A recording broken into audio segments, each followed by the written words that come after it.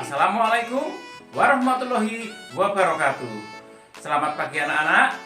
Bagaimana kabar kalian hari ini? Bapak harap kalian baik-baik saja tanpa kekurangan suatu apapun.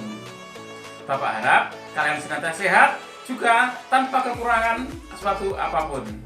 Meskipun dalam suasana pandemi COVID-19, Bapak harap kalian tetap semangat, rajin belajar, dan jangan lupa untuk berolahraga.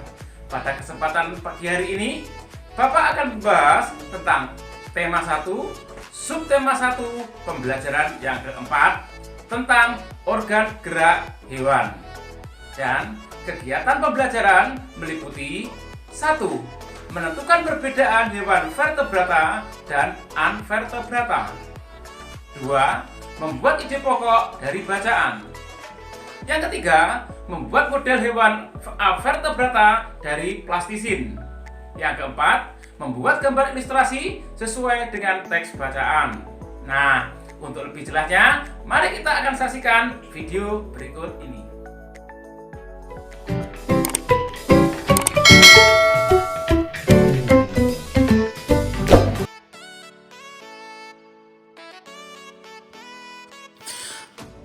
Assalamualaikum warahmatullahi wabarakatuh.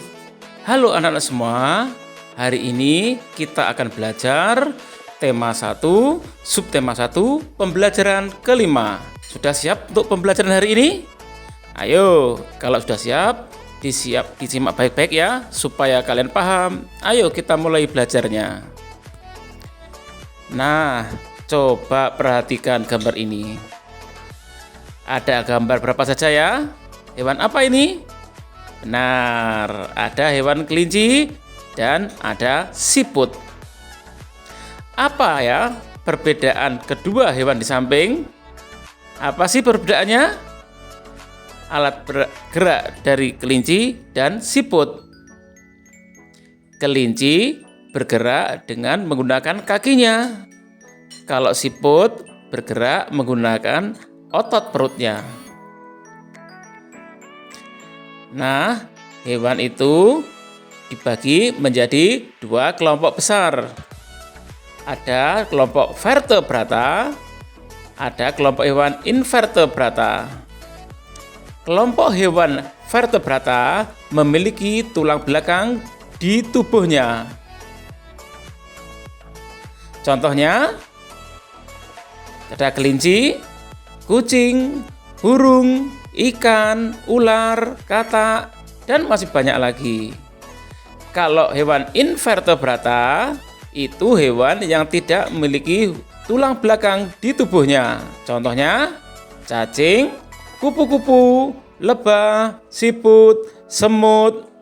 Jadi bedanya vertebrata itu memiliki tulang belakang, kalau invertebrata tidak memiliki tulang belakang. Nah, meskipun ada dua kelompok hewan ini, pada umumnya hewan invertebrata memiliki hewan beralat gerak yang serupa dengan vertebrata.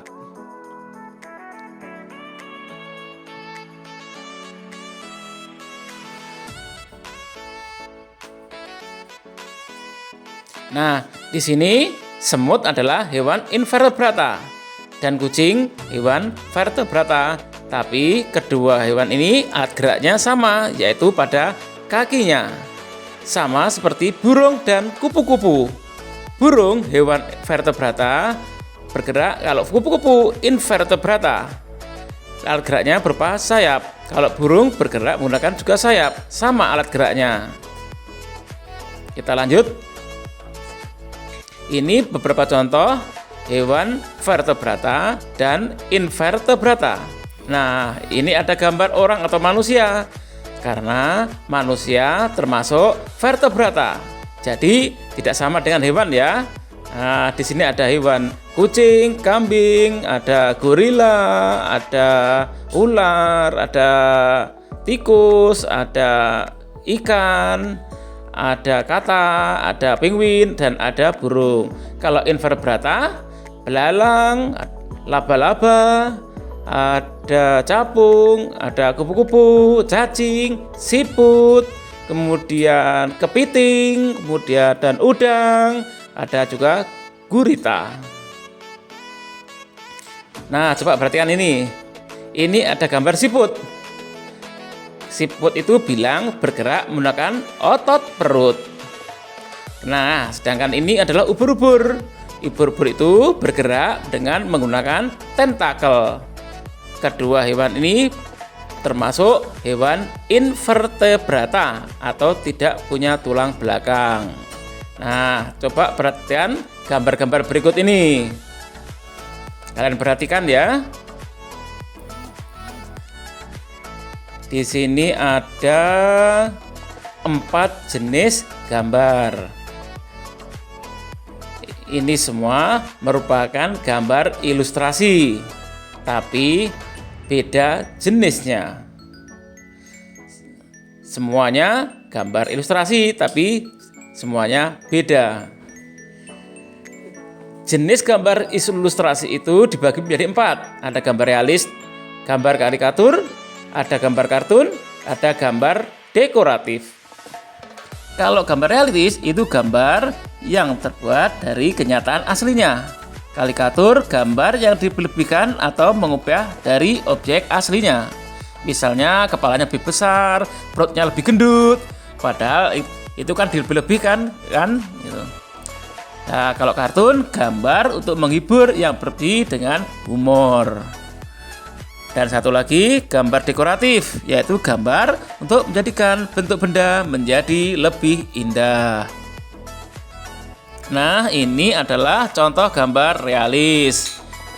Di sini gambar realis adalah gambar seperti suasana aslinya. Seperti ini suasana seperti di pasar. Nah, ini adalah gambar karikatur. Nih, Presiden Habibie, lihatlah nih, kepalanya kan besar dengan menaiki pesawat. Nah, ini kan dilebih-lebihkan ya. Ini termasuk contoh gambar karikatur karena kepalanya lebih besar daripada tubuhnya. Kemudian ada gambar kartun. Nah, gambar kartun pasti kalian tahu ini contohnya. Ada gambar dekoratif, itu gambar untuk menjadi sesuatu menjadi lebih indah. Nah, sekarang kita masih ingatkah kamu yang dimaksud ide pokok? Nah, yaitu ide pokok merupakan inti dasar suatu paragraf. Ide pokok itu menjadi dasar dalam pengembangan dari paragraf.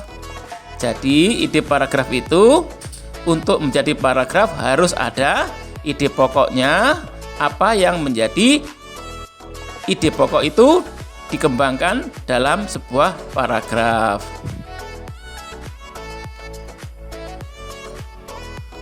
Langkah-langkah mengembangkan ide pokok, coba perhatikan ya. 1.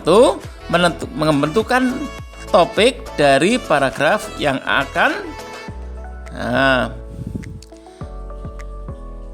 Yang kedua, menentukan ide pokok dari paragraf yang akan dibuat. Yang ketiga, membuat kalimat berisi ide pokok. Yang keempat, mengembangkan kalimat ide pokok tersebut menjadi beberapa kalimat. Terakhir, menyusun kalimat-kalimat tersebut menjadi sebuah paragraf yang padu. Kalimat-kalimat hasil pengembangan ide pokok ini disebut kalimat pengembang. Setelah itu baru disusun menjadi suatu paragraf yang padu. Baiklah ya, cukup sekian pembelajaran Bapak hari ini. Mudah-mudahan kalian bisa paham dan dapat dimengerti. Sampai jumpa lagi di video berikutnya. Wassalamualaikum warahmatullahi wabarakatuh.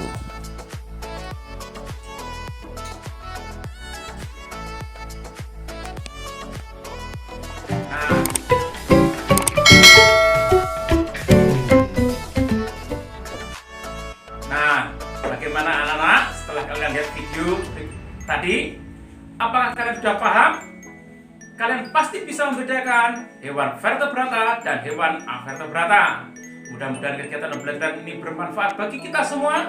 Rajin-rajinlah kalian belajar dan tetap semangat.